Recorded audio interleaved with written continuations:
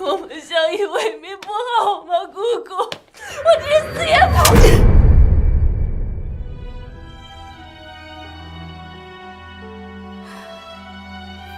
对不住了，陛下。你叫我姑姑多年，这一巴掌也不算僭越。陛下聪慧，当识时务，要明白什么事情当做，什么事情做不得。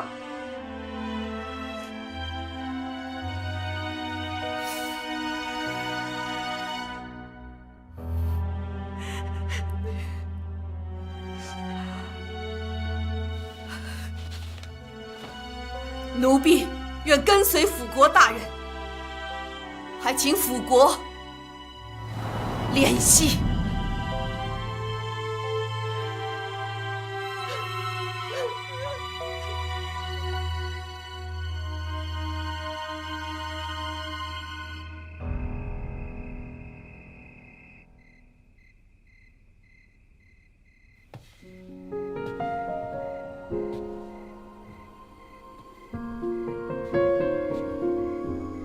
姑姑，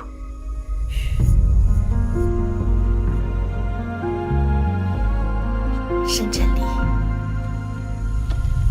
烛火长点几度春秋，爱恨几笔风萧月入口，不休。不要怪姑姑偷跑回宫，我担心你的安危。被卓尚贤抓住，这都是我的命。姑姑想告诉你，我走以后，你将再无软肋。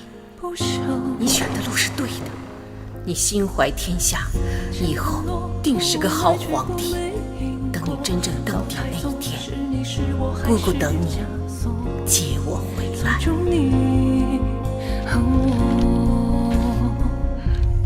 一朝风云踏破苍穹，一梦半生山河久。一步遥望少年回眸，一幕终生皆俯首。我在乱世之中，黑夜尽头。陛下，风声露众，应当安静。往前走，别回头。裴大人，真是英雄胆识，宝剑赠英雄。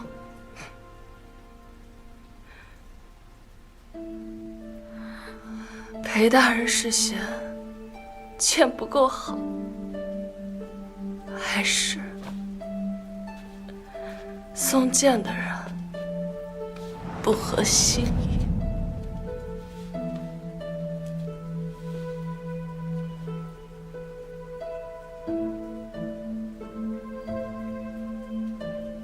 陛下，你喝醉了。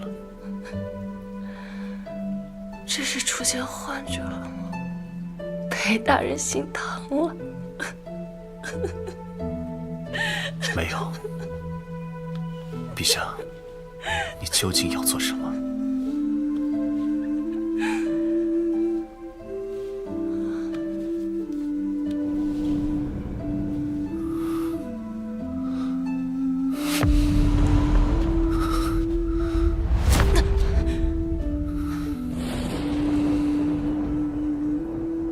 裴大人，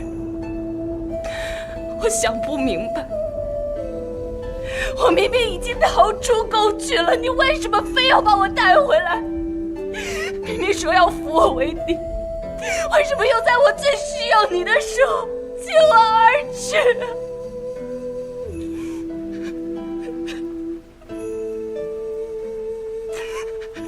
臣曾说过，若陛下决意与辅国为敌，臣将无法与陛下并肩。如今陛下既已抉择，臣只能一言割舍陛下。至于其他，陛下，你误会了。裴大人，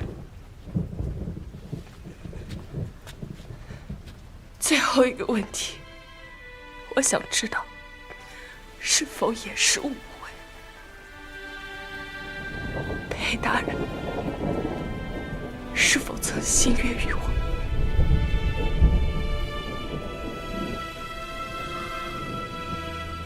从未，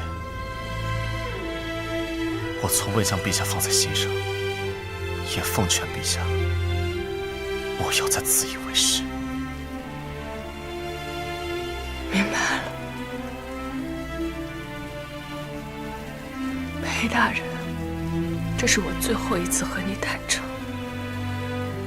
愚公，卓辅国把持朝政，荼毒民生；于私，还强抢了对我最重要的亲人，逼我就范。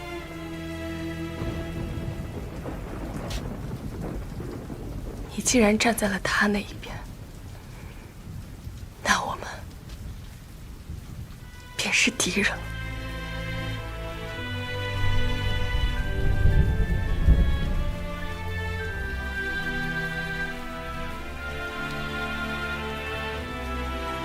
王裴大人，莫要后悔。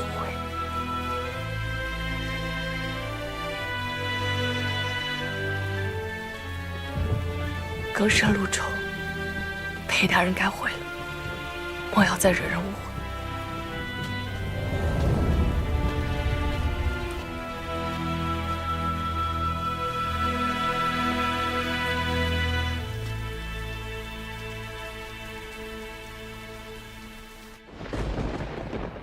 陛下，南方暴雨已有半月余，现大批流民毁于城外，请陛下下旨赈灾。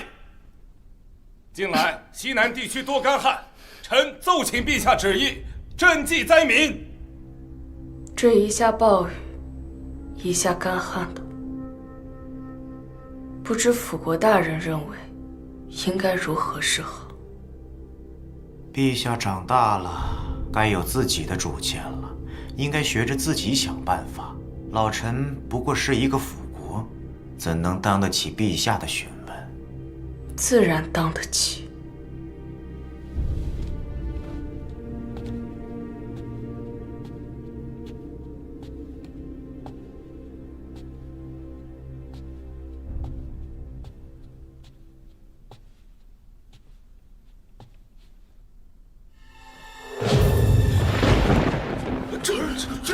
这成了话，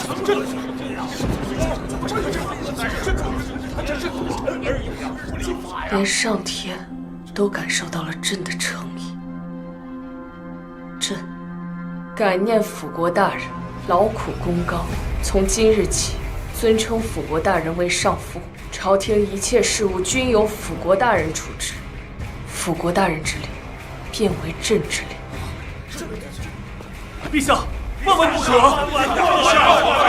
特赐上父卓尚贤丹书铁券一枚，轻恕9死，卓氏一族3死或常犯刑，有司不得加责，请上父受赐。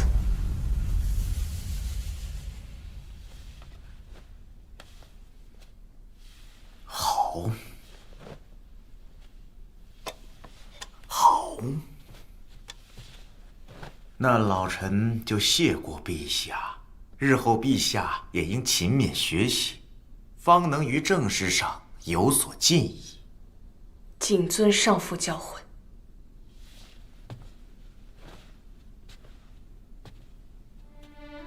霍征，上次你违逆朕意，将上父与那罪臣卓明华混为一谈，现免你翰林院编修之职，贬为庶民。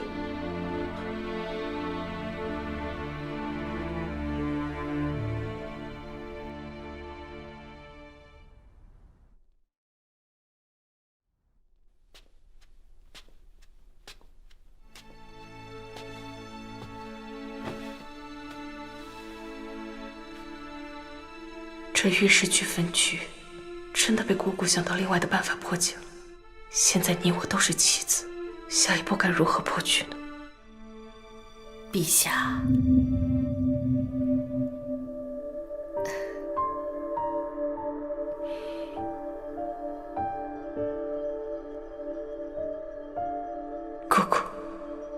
我一定会把你接回来。现在，我们重新对弈一局吧。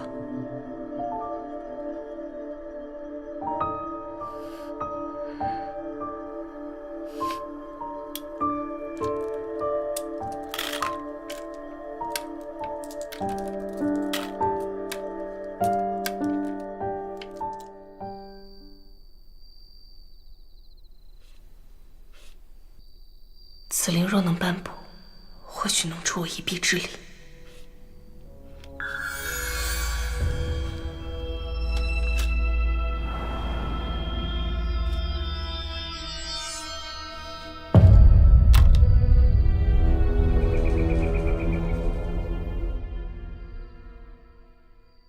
或者，陛下，你醒了。你把朕弄出宫，为什么要把朕弄晕？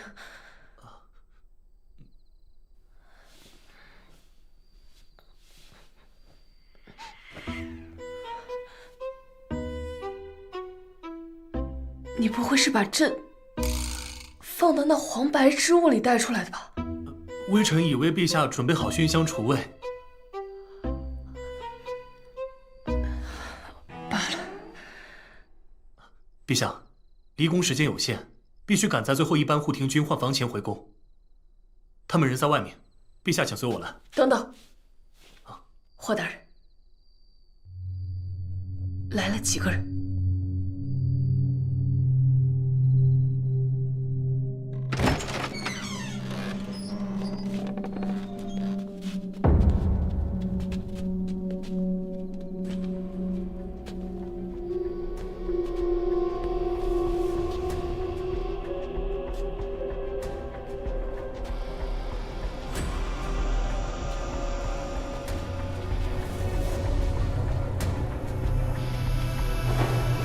参见陛下。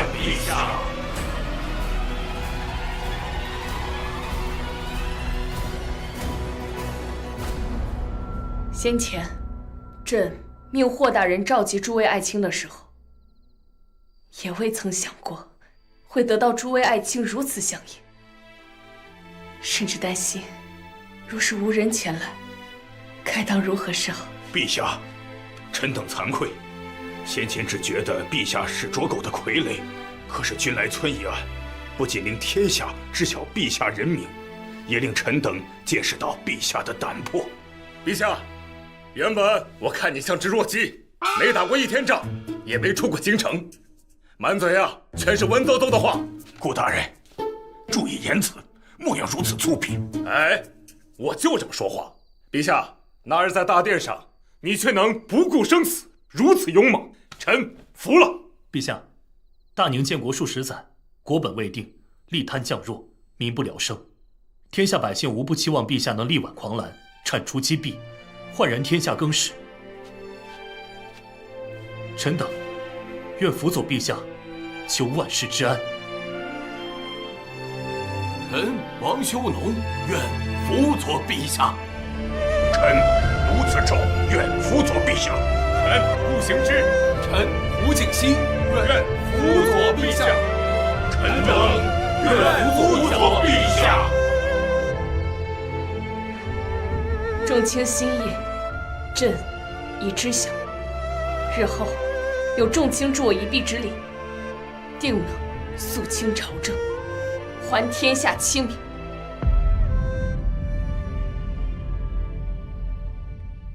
陛下，臣还有要事启奏。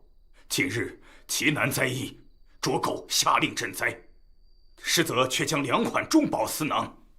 臣经过多日查探，已得到可靠线索。这个卓狗将大量钱财藏于自己的秘密金库之中。若能一举捣毁金库，赈灾2款有了，也可大挫卓狗的锐气。你可知金库现在何处？臣正在查探之中。老子在义林军多年，一直让那个姓裴的压着。要是能拿下义林军军权，就算抢了这金库，那卓狗也奈不了我何。看似一团乱麻，实则有迹可循。首要任务就是要辅国大人带路，亲自带我们去他的金库。啊，他会有这么好心吗？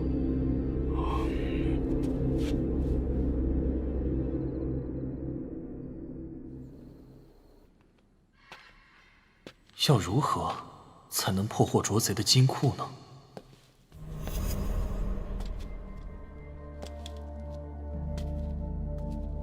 裴大人，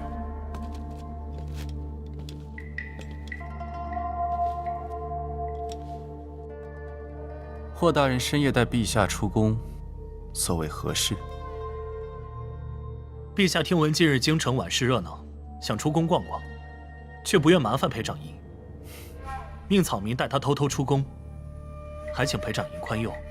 霍大人，你该不会是带陛下去见了什么不该见的人，来对付我们父子二人吧？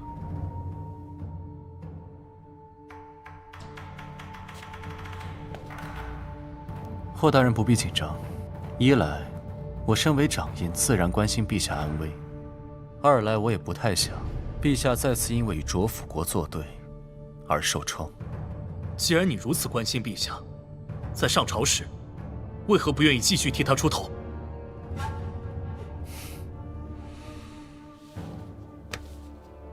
霍大人，为陛下做事，行事要小心，莫要留了尾巴。相信霍大人会处理妥当，不会引起卓辅国的怀疑。此人行事，真是叫人捉摸不透。亥时2更，关门关窗，防偷防盗。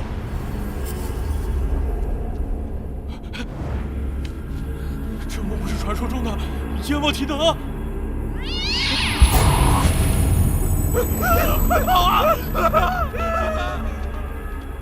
陛下，对于今日夜晚的异火，臣去查了，却什么也查不出来。这火烧的没有根源，怪得很。陛下，相传这是阎王提灯，前些日子奇难灾异，现在又出现如此异象，恐怕是不祥之兆啊！陛下，现在朝野上下对此事另有猜测，不知是该说还是不该说。但说无妨。相传是卓辅国赈灾不力，将2款中饱私囊，致使先帝动怒。这阎王提灯，就是要将卓辅国带下去兴师问罪。不过是些宵小之辈妄言。郑大人，你身为朝廷命官，在朝堂之上不以才干为圣上分忧，却以流言迷惑圣上。你当圣上是3岁小孩，还要听这些奇闻异事？况且这异火是现于街上，与我又有何干？这难道还不够明显吗？这无根之火烧的就是你这无根之人！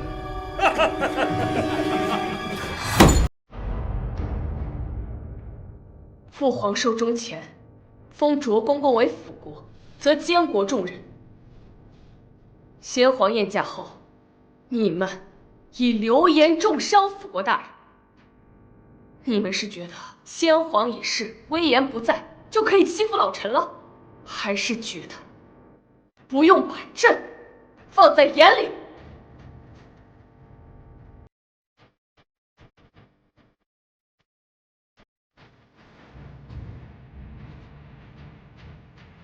上父为国劳苦一生，若因是宦官而被嘲笑，那便是朕的不周了。依朕之见，须为上父修筑忠烈祠堂，塑完璧金身，要天下后世都能铭记上父威名。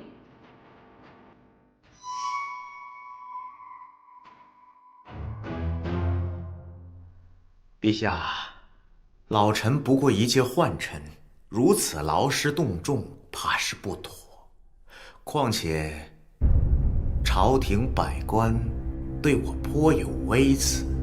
修筑祠堂，塑金身，不仅能够为上父祈福，也可为天下留民祈福，实为大功德也。反对之人，莫不是对我大宁别有用心？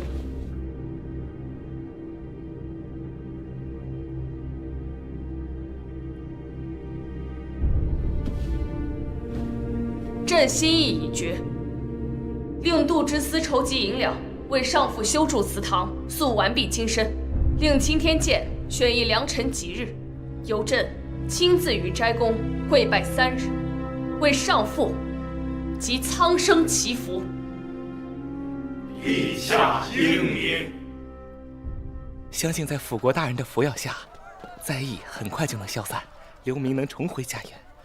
这修葺祠堂的银两，过几日就会送到府中，你知道怎么做？还是3分送到工部，7分送到司库。这小皇帝还算有些长进。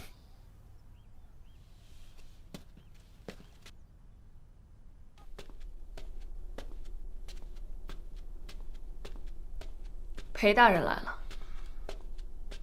裴大人，有什么事吗？禀陛下，先前陛下命青天剑测算为辅国大人祈福的日子，现已定好，就在7日之后。好，朕知道了。裴大人，还有别的事吗？陛下这般讨好卓辅国，只怕是与虎谋皮。辅国大人并不会真的信陛下。讨好，裴大人倒是把朕说糊涂了。朝堂上正顾2位大人为陛下唱黑脸，不就是为了帮助陛下讨卓辅国的欢心？朕只是怕卓辅国迁怒他们，况且事起于义务。这阎王提灯难道也是陪朕演戏吗？阎王提灯不过就是灵火罢了。灵火又是何物？臣只是想提醒陛下，辅国大人因卓明华之死逢遭重创，此时为其修筑祠堂，他必以资财为基，重振旗鼓。此非正授其以柄，使其得以东山再起。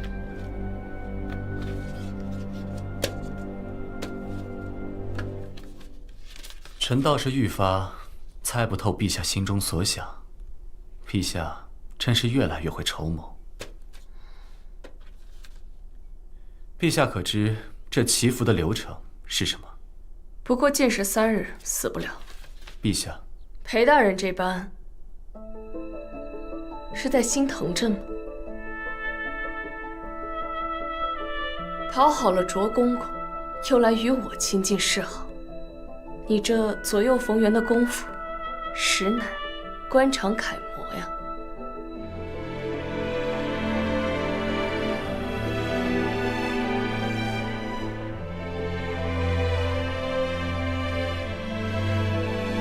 既然陛下坚持，那臣告退了。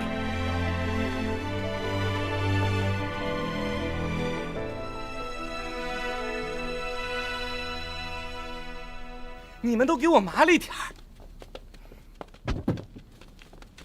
辅国大人，这些分别是岭南知州、漠北都督，还有镇国将军府送来铸造金身的金银。送去司库。是。都过来，快！把这些都送去司库，动作快点。辅国大人，不好了，出大事了！咋咋呼呼的，捋顺了再说。海棠林那边的司库遭袭了。什么？我东西呢？那帮土匪张狂之极，用了炸药，幸好司库守卫众多，终将土匪击退了，财物无恙。土匪？是我们抓了个活口。那人说，有人传海棠林藏着前朝的金山银山，他们原本也是半信半疑，但见司库外日夜有人看守，信以为真，这才动了劫库的心思。海棠林人烟稀少，蛇虫众多，平常人都不敢涉足。这谣言是如何传出的？奴才也不知道。还不去查？滚！义父消消气。慎之来了，怎么也不遣人通传一声？孩儿怎么不知，义父还有个司库？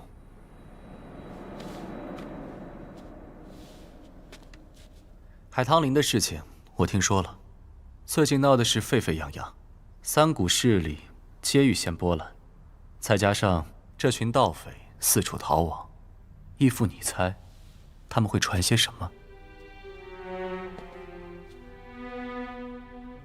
他们会传，已经坐实海棠林确有宝藏。到底是谁在背后搞鬼？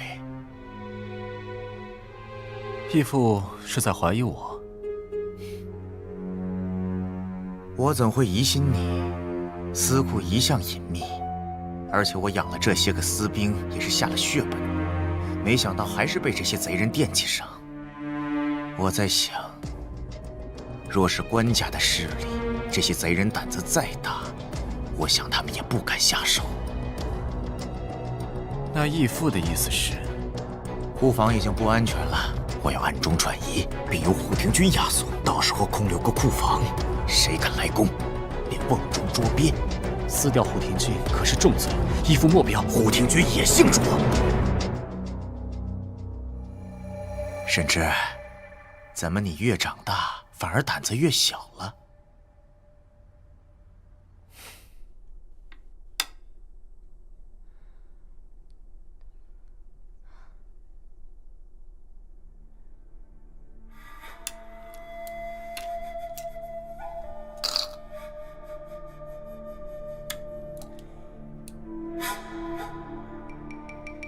裴大人到。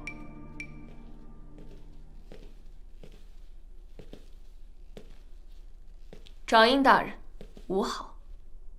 辅国大人司库遇袭一事，与陛下有关，对吗？哦，掌印大人说话怎么没头没尾的？什么司库？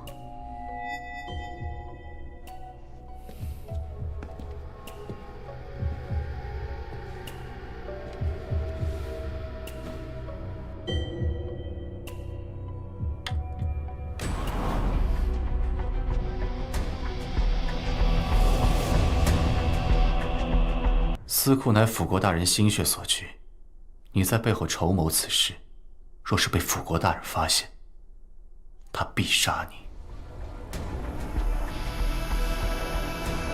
掌印大人，请自重。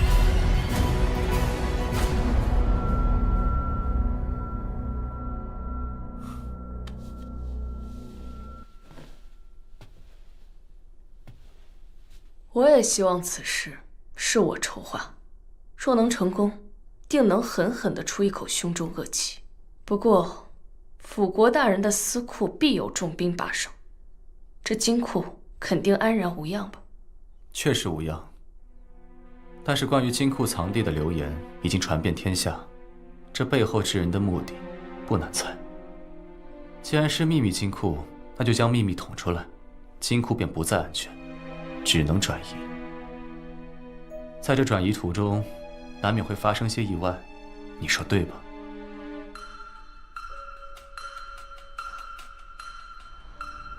原来如此，不过就算是转移，也很难截取。为何？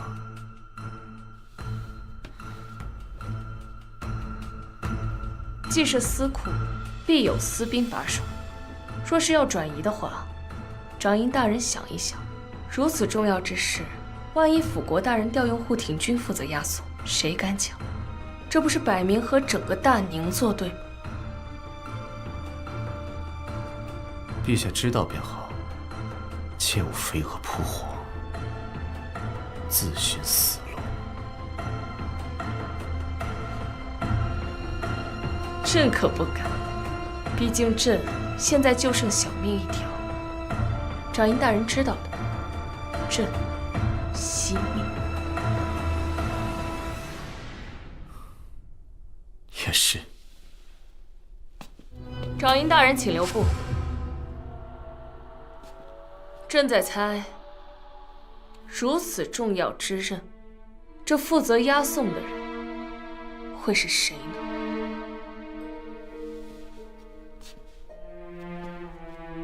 不过这一次，我信不过别人，不如就由我儿亲自带护庭军押送，如何？义父这话说的真好听，信不过儿子，直说便是。毕竟这京城之内能与护庭军抗衡的，也只有你义林军了。义父此举不过是未雨绸缪，万一你手下的人也惦记我手里这点私房钱怎么办？义父说笑了，义林军的职责是保护皇城，劫掠私财这等下作之事，义林军不会干。好，好，好，那便这么定了。那就由我儿亲自押送，转移私库财宝。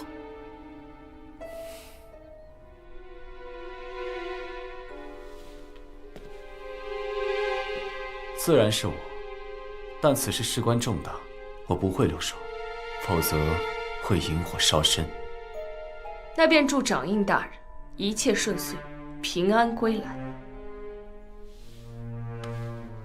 多谢陛下。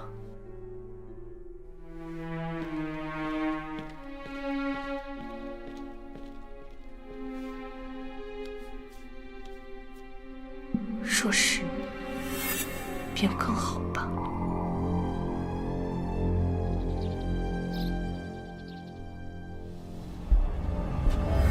吉时已至，乾坤运转，阴阳交泰，此乃祭祀之佳期。敬请陛下移步斋宫，虔诚祭拜，以祈国泰民安。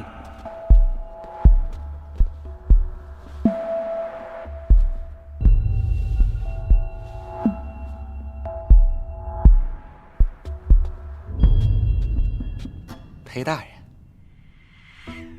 ，2日了，陛下可有进食？并无，陛下虔诚之心，天地可见。半夜时偷偷给他拿些吃的。啊？如此虔诚，我觉得有诈，我来替辅国大人试试的。明白。等一下，若是他不吃，塞也要塞进去。大人，这又是为何？自有深意。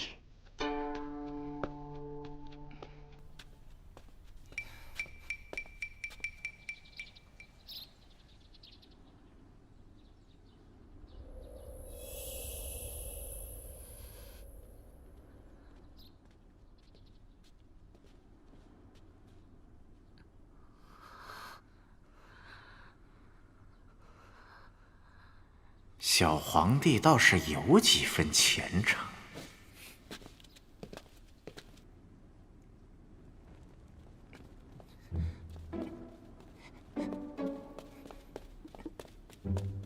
奴才给陛下请安，陛下请用，没人知道。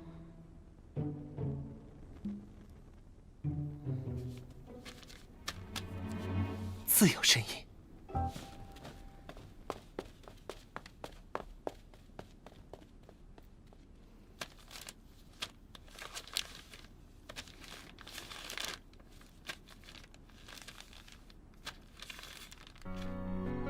吃吧，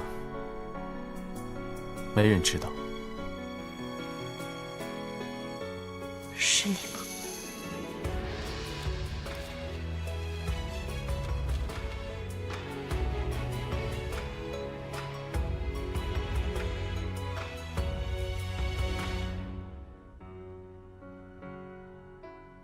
什么自有深意？幸好陛下吃了，让我硬塞，裴大人不怕，我可吓死了。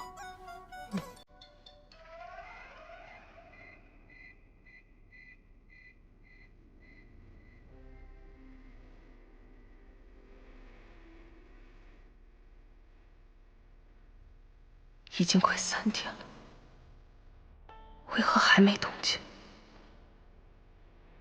若真有众生在上，我恳求众生保佑事情顺利，佑我大宁早日铲除捉贼。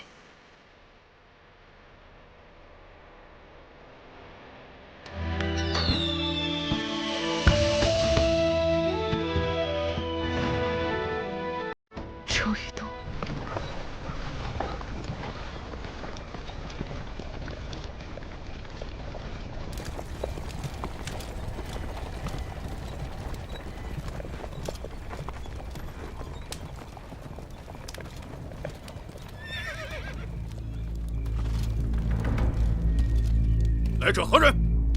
奉辅国大人之命，前来领取赈灾银两。假传辅国大人之令，杀无赦。裴大人，我说的句句都是实话，不信你看。兄弟们，相公来了！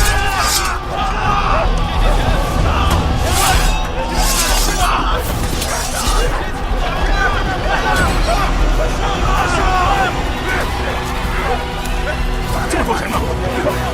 兄弟们，是真金白银！快杀！快追赶！快点！怎么是流民？裴大人，都是些赤手空拳的难民，全杀了吗？所有护庭军听令，立刻住手！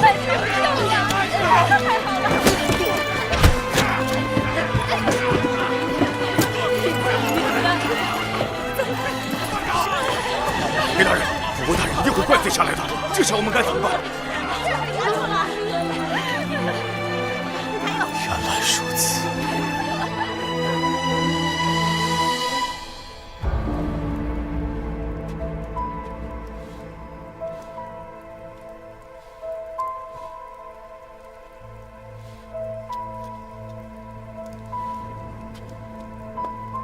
陛下，祈福已成。失去了积攒的多年身家，卓辅国必然元气大伤。想必此时正大发雷霆吧。恭送陛下。奴才带陛下回宫。谁说这要回宫？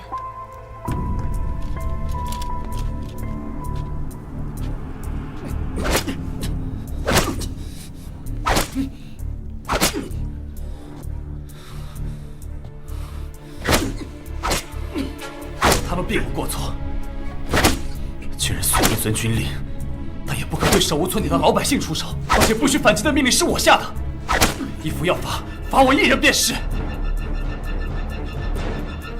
我管教自己的护庭军，轮不到你来插嘴。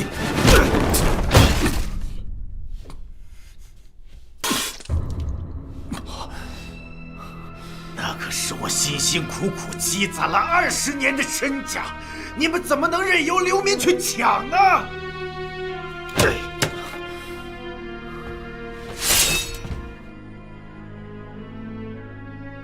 我今天想杀谁就杀谁，我看谁敢拦我！少不应何动怒。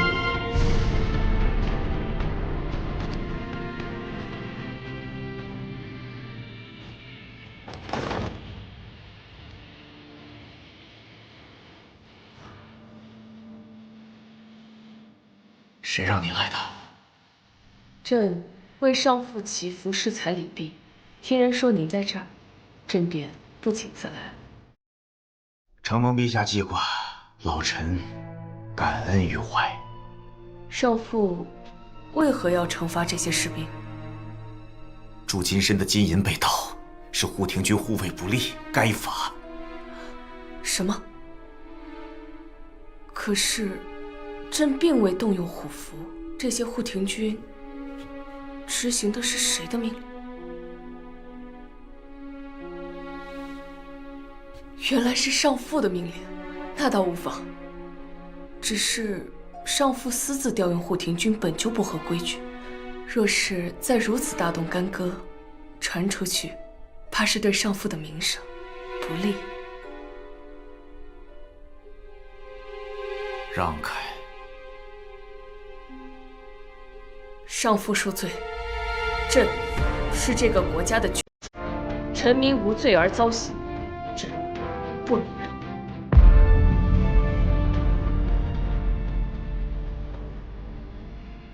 我今天就要杀人，谁也拦不住。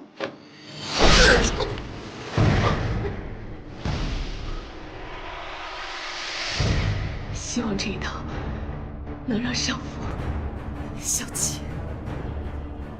快去请太医。上父，朕真的是为了你着想，并非有意忤逆。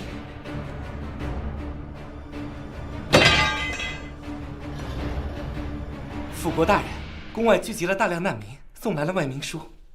什么万民书？感恩辅国大人馈赠的救灾银两。原来如此，朕深感惭愧，是朕小人心肠，误会了少父。想不到少父竟然有如此爱民之心，为流民散尽家财，解了京城之困。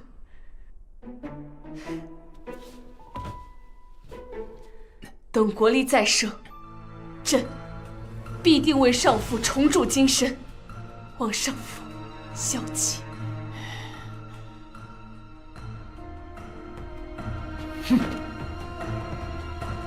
恭送上父。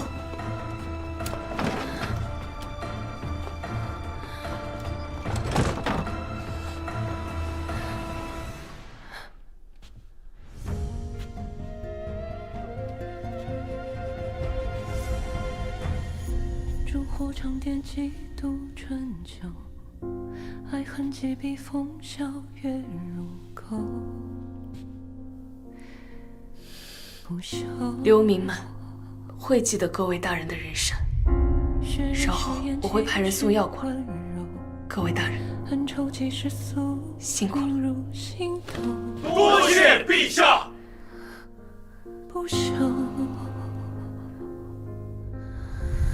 乾坤落，不问来去，不昧因果。高台宗，是你是我还是枷锁？锁住你。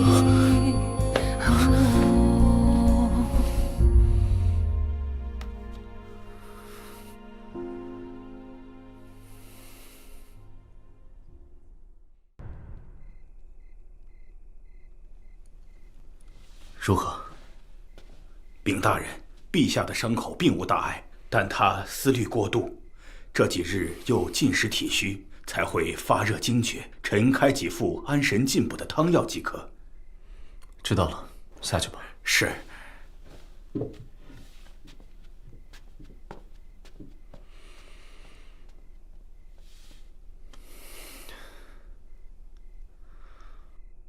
我知道你醒了。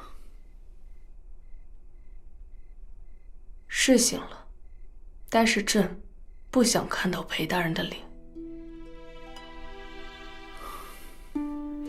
伤还疼吗？裴大人的关心，朕也不想要。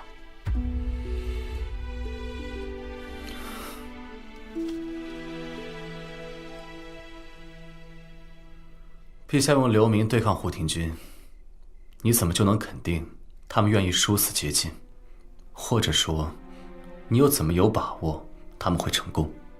如果你在快饿死的时候，面前有一个活命的机会，你是等着饿死，还是拼死一搏？更何况，护庭军本职就是保护皇宫，是军人，朕赌他们不会，也不敢肆意滥杀。陛下可真敢赌。朕赌赢了，不是吗？况且，裴大人不是也在吗？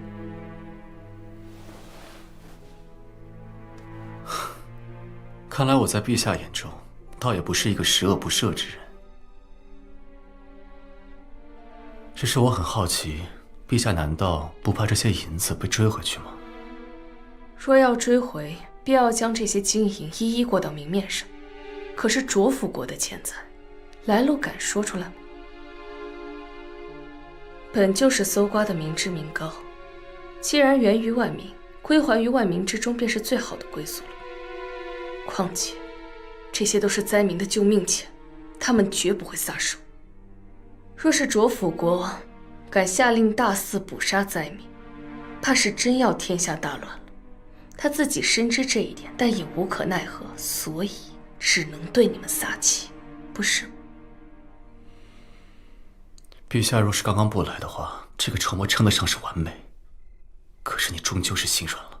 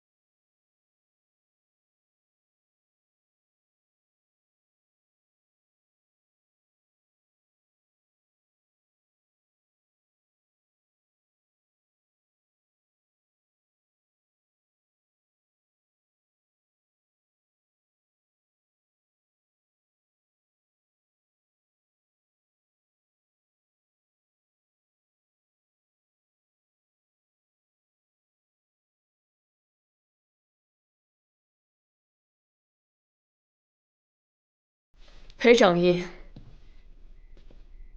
未免有些自以为是了。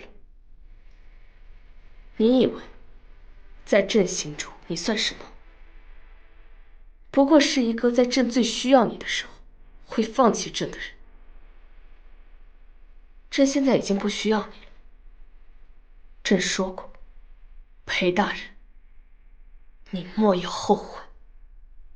夜深了，裴大人该回了，不送。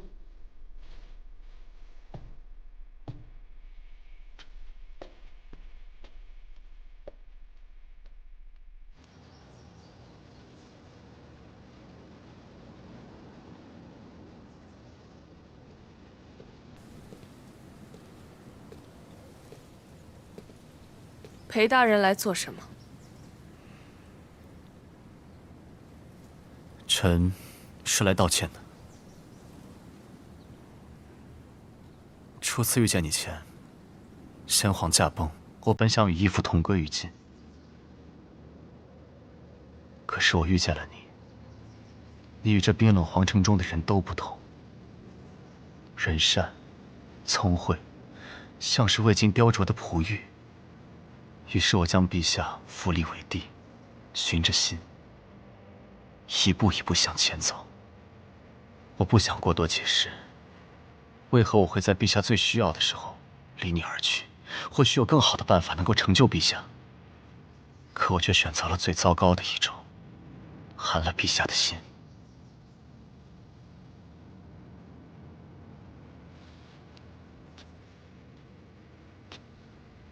裴大人，这是后悔了。是，后悔了。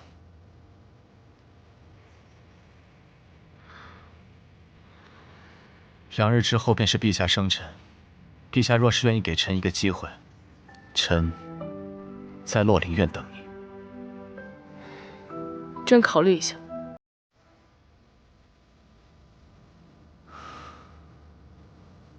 风有些凉，陛下不要染了风寒。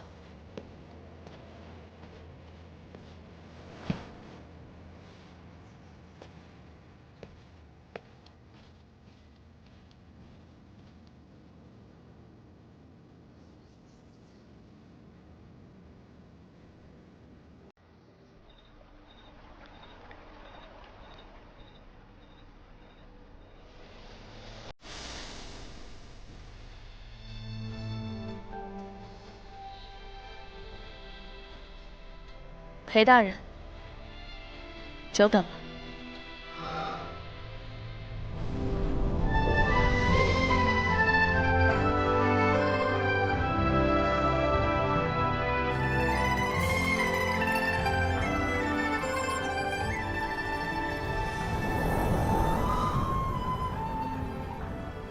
这是姑姑送我的生日礼物，并非特意传给你看的。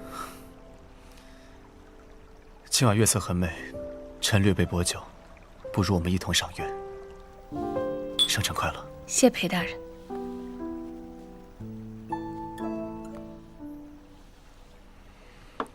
今日多谢陛下愿意赏光前来。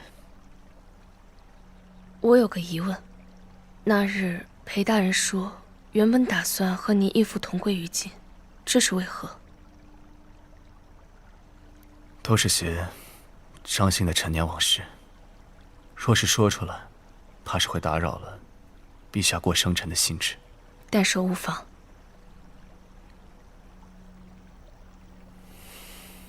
我曾经有个很真实的朋友，他是第一个愿意跟我成为朋友的人，他叫做刘方通。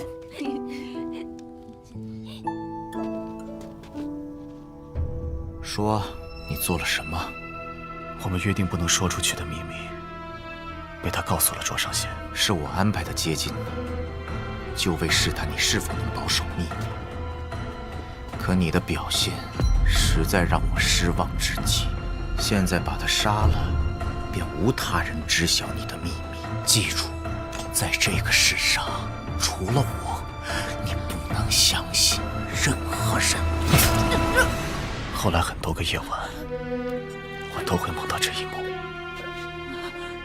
就这样，我变成了卓尚贤手里的刀，不择手段地铲除一切。那你应该很恨卓尚贤吧？可方通并不希望我恨他。他临死的时候，对着我笑了。不要哭。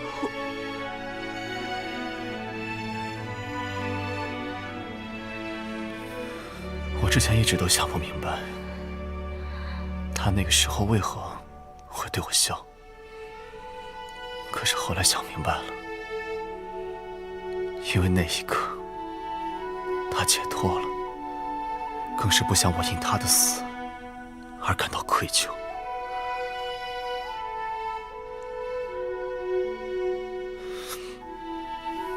所以他被迫接近我是真的，但是把我当朋友也是真的。裴大人，不要辜负他的期望。他不希望你记着背叛，记着恨意。裴大人，朕也不希望。陛下，你和他一样，都是温暖而光明的人。谢谢裴大人夸赞。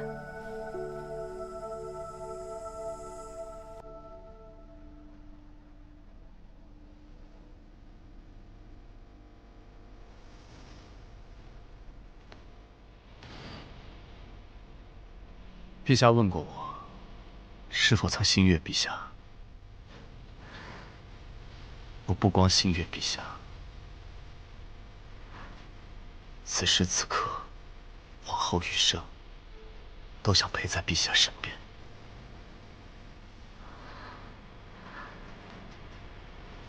陛下，可愿再给朕一次机会？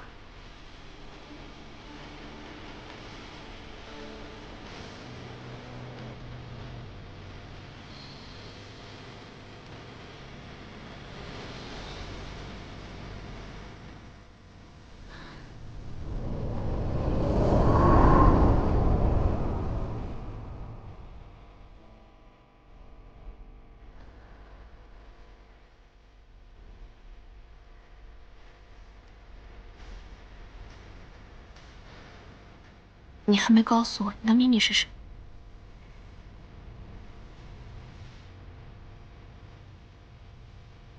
我现在就告诉你。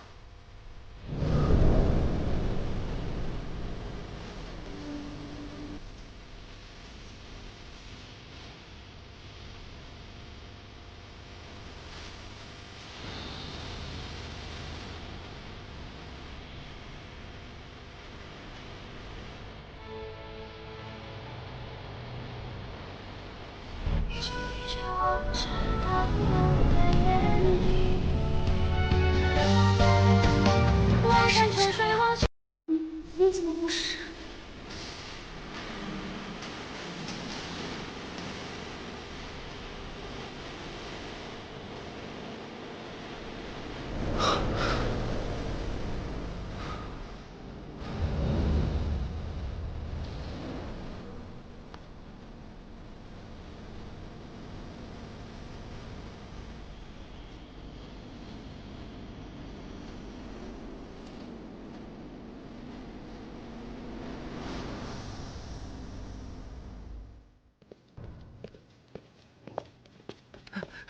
大人，您可回来了，出事了。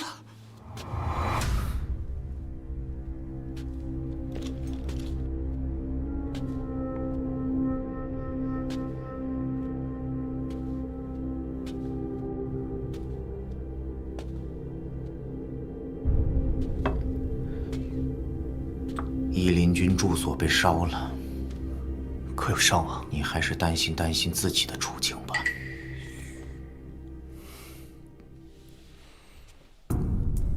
拜见陛下。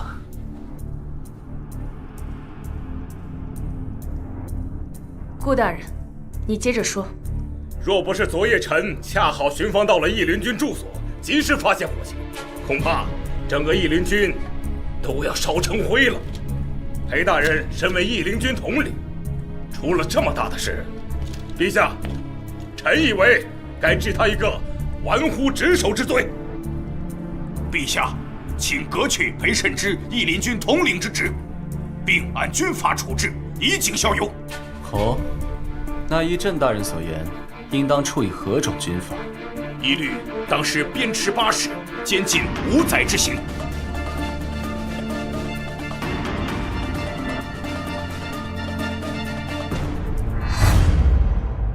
不知陛下想如何处置微臣？朕以为义林军损失惨重，裴大人难辞其咎，但鞭笞80、监禁5年的处罚过重，不如就折中一下，革去裴大人义林军统领之职，罚俸3年。不知诸位爱卿觉得如何？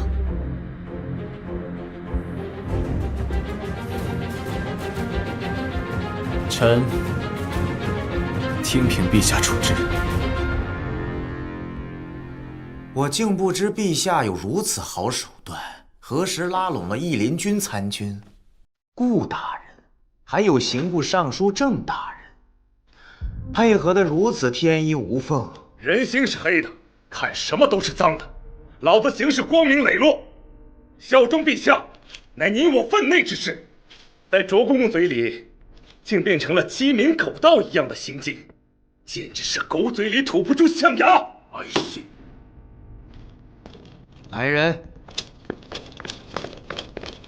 将此人拉出去，杖责40。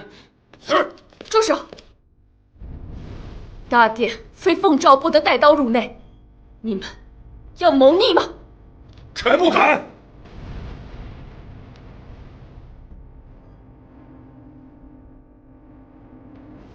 义林军何在？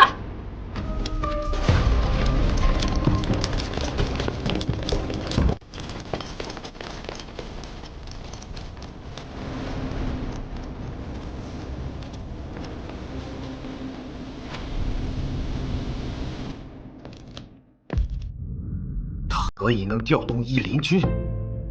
虎符呢？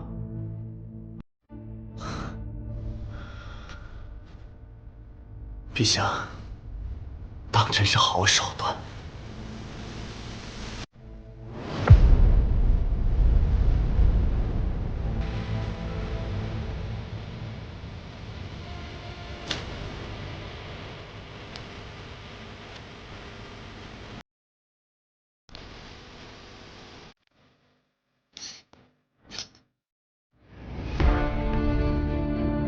好。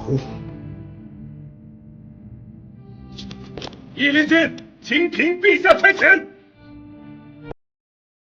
顾大人对辅国大人不敬，杖30。臣领罪。顾廷钧众将擅闯大殿，杖30。臣等领罪。裴大人擅离职守，革去你的义林军统领之职，杖30。你可认罚？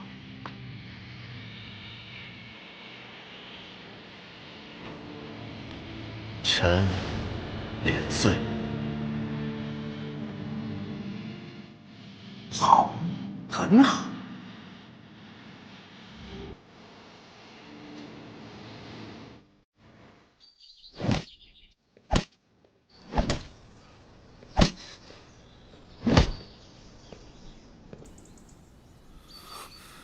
继续，没够30呢。是。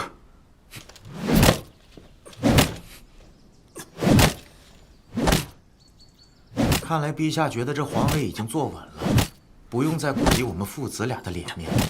辅国大人误会了，只是国有国法，看着裴大人挨板子，朕也心疼得很呢。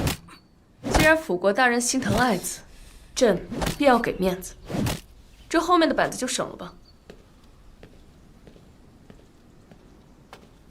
你看看，你看看，看看你选的好皇帝！如今翅膀硬了，敢把你跟我的脸面踩在脚底下摩擦。义父教训的是，方才多谢义父替我求情。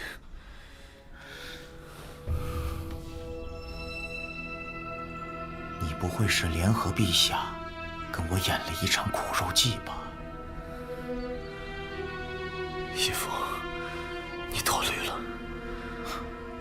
谅你也不敢，不然你前朝皇子的身份，义父怕是没法再为你保守了。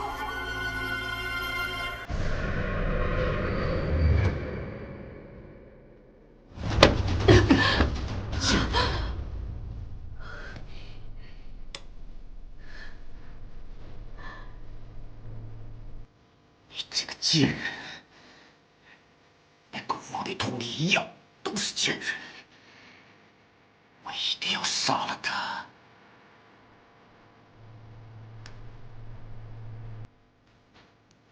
夫君，小心气坏了身体。说什么？你现在恨死我了吧？你真是恰得让我恶心。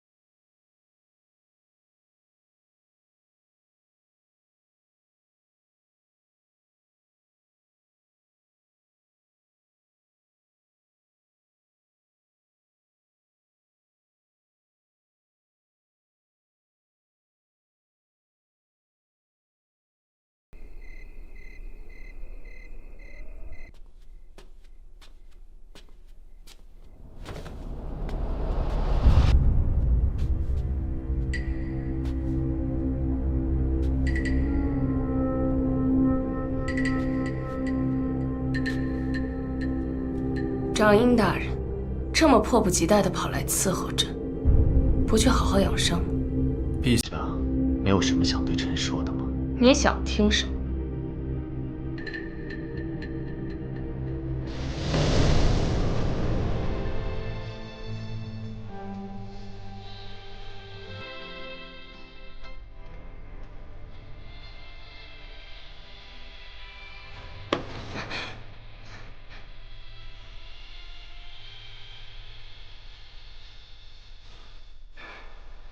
朕怎么不知道，裴大人竟是一只会咬人的小狗？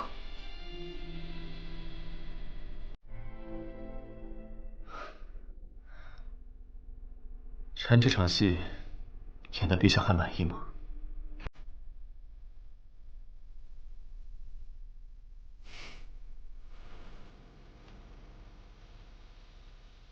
这是臣为陛下准备的生辰礼，自此，这世上再也无人能阻陛下。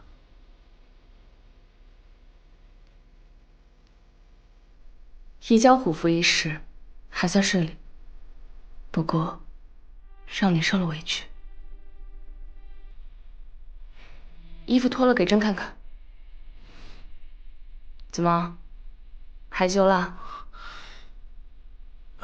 昨夜裴大人脱起衣服来，不是挺利索的吗？快点，这是皇命。臣遵旨。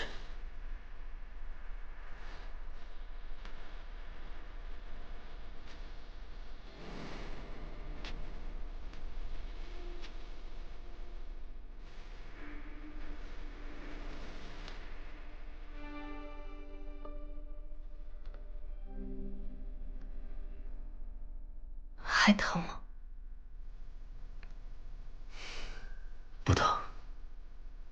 这算是罚你，在朕最需要你的时候离开朕。那臣这顿板子挨得不远。不过现在，陪朕吃，我原谅你。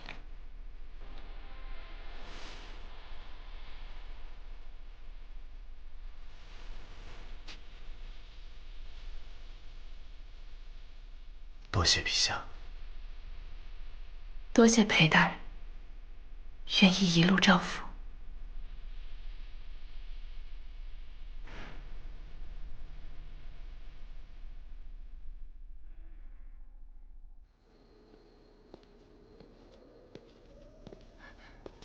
裴整印，赵副将等候多时了。神行营的兄弟们近来可好？托大人的福，一切都好。兄弟们得知大人兵权被收，十分担心大人的处境，让我来看看你。我并无大碍，无需担心。那日撤军，我知道大人是为了国家之大局安定。自扶立新帝以来，大人呕心沥血，牺牲良多，如今却落到这般下场。若是当初大人没有退军，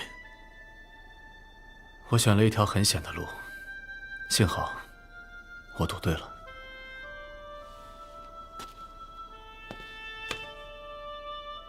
阿泽，不论是神行营还是整个义领军，往后都要遵从陛下号令。当今陛下仁德聪慧，必将带领大宁走出暗夜，迎来光明。是，兄弟们相信大人的选择，誓死效忠陛下。去吧。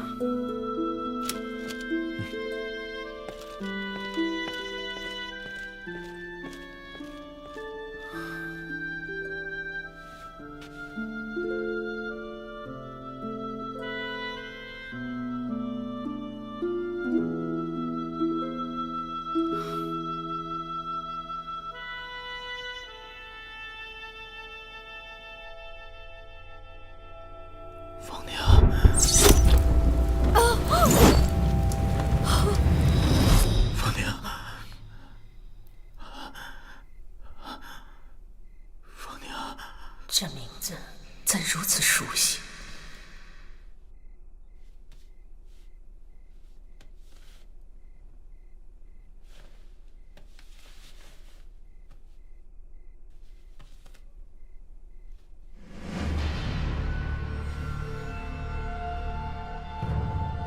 这布料是专供前朝宫中的云锦。前朝宫中，凤宁好像是前朝皇后的闺蜜。听闻那晚前朝皇后惨死宫中，刚诞下的孩子也不知所踪。如果陛下真的是前朝皇后的孩子，而卓尚贤和前朝皇后又有所勾连，那被抱走的五皇子，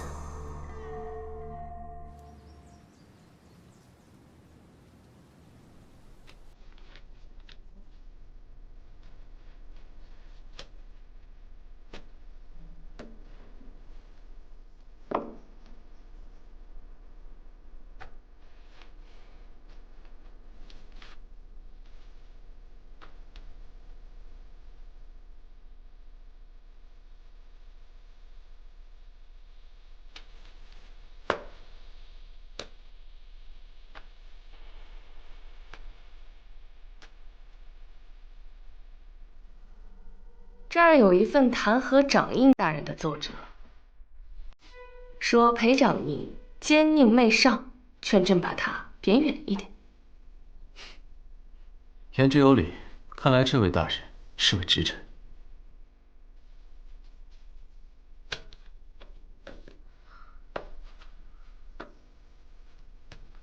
这儿还有一份，说掌印大人府上美婢如云，经常有放浪形骸之声传出院墙啊。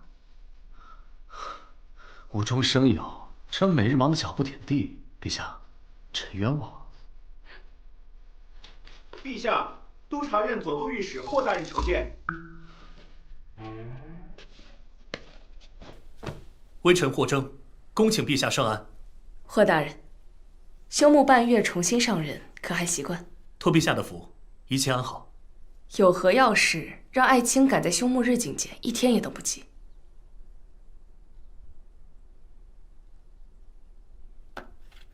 但说无妨。今日秋社，宫外很是热闹，民间搭了齐天台，求来年风调雨顺。臣来是想请陛下亲临祈福，添个好意头。祈福？好，那让钦天监择以良辰吉日。陛下，今日就是吉日，一应事务已经准备齐全，只待陛下亲临。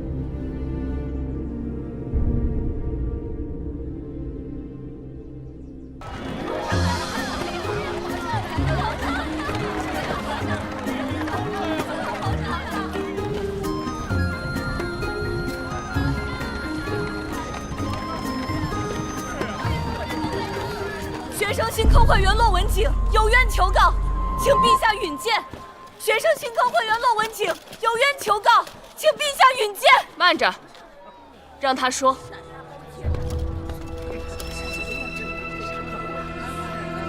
依告督察院院台李长嘉滥用职权，无故羁押荆科学子，屈打成招。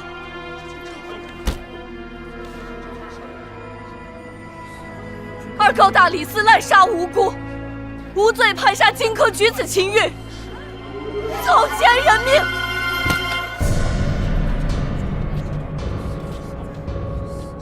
三告此次主考官泄题舞弊，操纵科举，祸乱朝纲。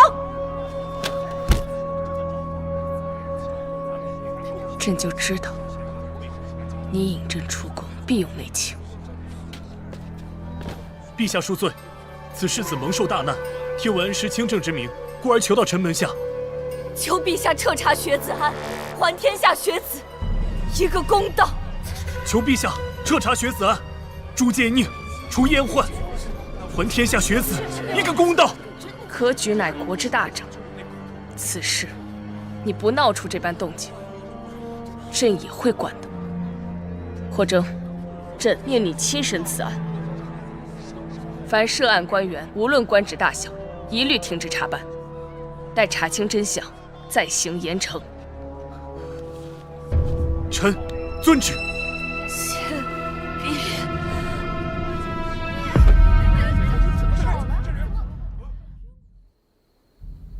陛下，钱明与卓尚贤关系匪浅，此事定有卓尚贤在后面推波助澜。陛下，你有伤在身，免礼。学生骆文景见过陛下，见过后大人。你且向朕细细道来，发生了何事？我与秦玉是同窗好友，接榜那日，我们学子一起看榜。恭喜骆兄中得会员呀！骆兄实乃吾辈之楷模啊！多谢，多谢。我中得会员。素日里才学出众的秦玉却名落孙山，当夜我伴其借酒消愁。酒阑之后，送其归宅，无意间听到光禄寺少卿之子丁尚文提及舞弊之事。早就拿到了试题，天儿没拿到名字。小点声。我们二人一路跟踪，得知竟是主考官签名谢的题，事关重大，我们去往督察院陈情。岂料反遭督察院院台李长嘉拘禁，逼我们承认科举泄题一事是诬告，将我们驱赶出城。快点，磨磨唧唧的，走快点！快点！什么背景都没有，还敢去敲督察院大门告状，真可笑！大爷发了善心，才留你们这条狗命，还不快滚！快点！他们一路上对我们百般羞辱。快点走！起来！这些不知天高地厚的玩意儿，能留条命都是祖坟报烟。夹着尾巴做人，永远别回家！还不赶紧起来，滚！再不回来，老子打死你们！我早就跟你们说过，什么公平正义，在他们眼里都算个屁。本想争取重考的机会。结果被你们闹得这么大，早知道不来了。我怎么这么没用？承认诬告，签了认罪书，如今还在督察院留了底，这下我的出仕之路算是彻底断送了。哼，不认的话，恐怕你连这剩下的半条命都保不住了。罗兄明明都已经告中会员，如今却竹篮打水一场空。事已至此，还是各自离开，自寻生路去吧。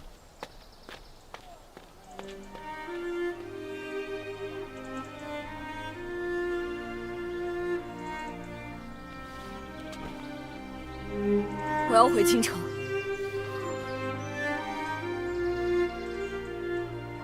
我要回京城告状，诸位同学，可愿与我一同回京？谁去谁就是找死！我劝大家别跟着他发疯。哼！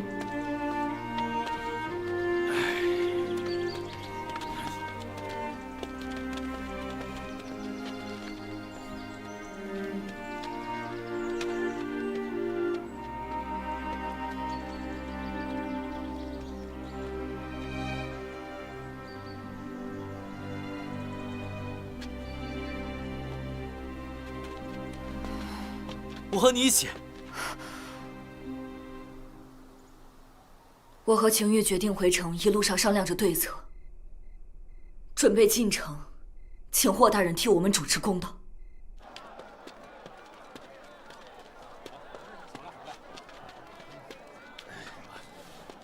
怎么守卫突然查得这么严？应该是怕我们不甘心，回去闹事。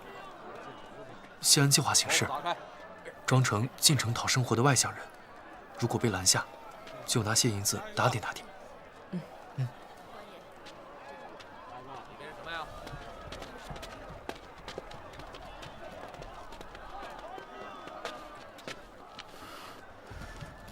起，站住！进城干什么的？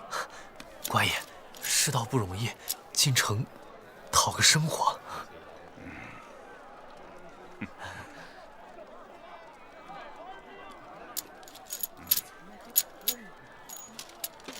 快去，快去！谢官爷，谢官爷。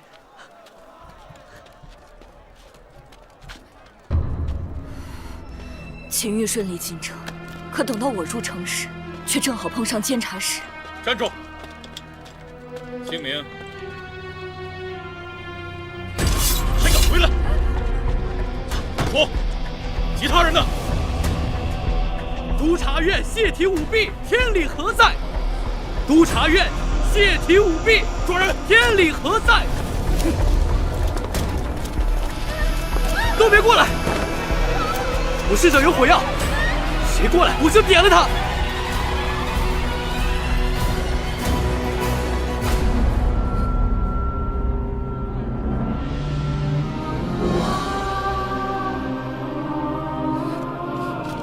站住！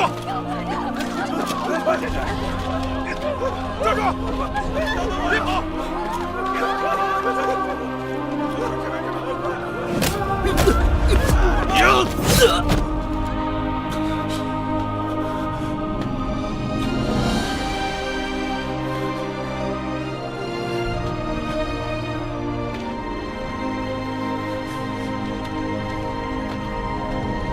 后来，我把一切都告诉了霍大人，可霍大人去打听秦玉的下落时，带回来的就只有他的尸首。你先好生休息，不要多想。霍征，你从李长家开始调查，仔细审问，不要放过每一个细节。臣遵旨。你先出去吧，我有话要单独问他。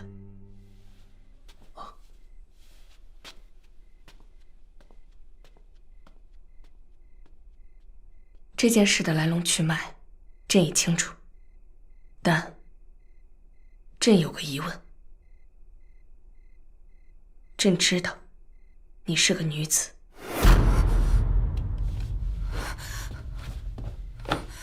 学生欺君，罪该万死。朕有些好奇，你为何要女扮男装来参加科考？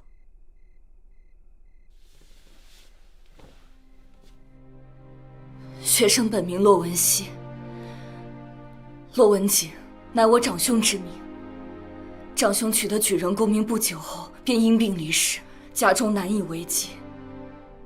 父亲便将我许给了城中一钱庄老板做妾。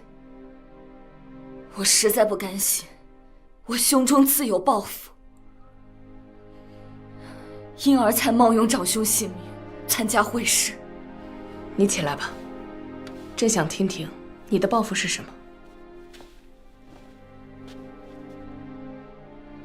学生的抱负说出来，怕是会惹陛下发笑。但说无妨。